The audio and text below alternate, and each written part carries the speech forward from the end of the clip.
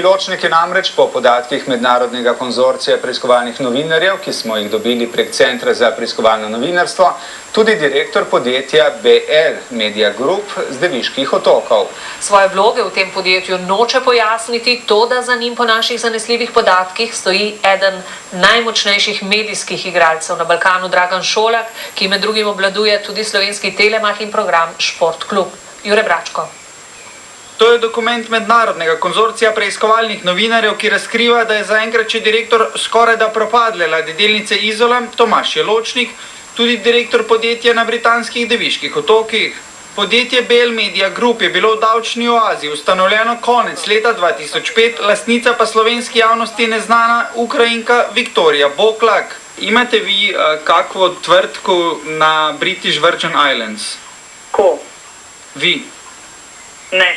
Podjetje BL Media Group prek podjetja ICO Balkan SRL iz Romunije in ICO Media Pro v Sloveniji oddaja športnim navdušencem znan kanal Sportklub. Direktor ICO Media Pro je nekdanji tvorec uspehov mariborskega nogometnega kluba Marko Simeunovič. Toda bolj pomembno je, kako se je direktor ladjedelnice Izola znašel ob boku Viktorije Boklak v BL Media Groupu. Ob prvih preiskovanjih je kazalo, da je Tomaž Jeločnik ključna oseba, prek katere bi lahko odtekal denar na Deviške otoke. A v resnici je Tomaž Jeločnik le figura, plačan posameznik, ki posoja ime, za katerim se skrivajo pravi igralci na balkanskem trgu. Viktorija Boklak je namreč desna roka Dragana Šolaka, srbskega medijskega magnata, ki prek podjetja United Group obvladuje slovenski in bosanski Telemach, srbski SBB, prisoten pa je tudi na Hrvaškem, v Črni Gori in Makedoniji. Kaj ima od tega Jeločnik?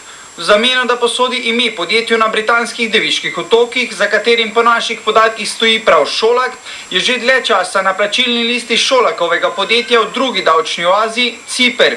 Ime podjetja hranimo v uredništvu.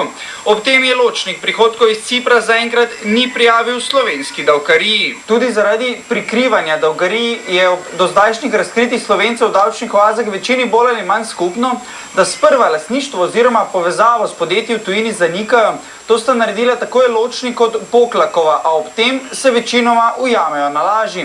Noče se iz Deviških otokov vrnemo v Slovenijo. Tudi tukaj je Jeločnikova vloga, tako naši viri, podobna posojanju imena na Deviških otokih. Konkretno v primeru podjetja Razvojna družba RD Plus in ladjedelnica Izola, kjer je direktor, a odločitve v ozadju vodita Viljem Morev in Marjan Jovanovič prek podjetja Galeb Group. Delnici Izola koprsko okrožno tožilstvo pred 2 letoma vložilo obtožnico zaradi suma utaje davkov. Čeprav sta od vložitve obtožnice minili 2 leti, od zaključka kriminalistične preiskave pa kar 6 s koprskega sodišča, tudi po 3 dneh nismo dobili odgovora na vprašanje, v kateri fazi je postopek.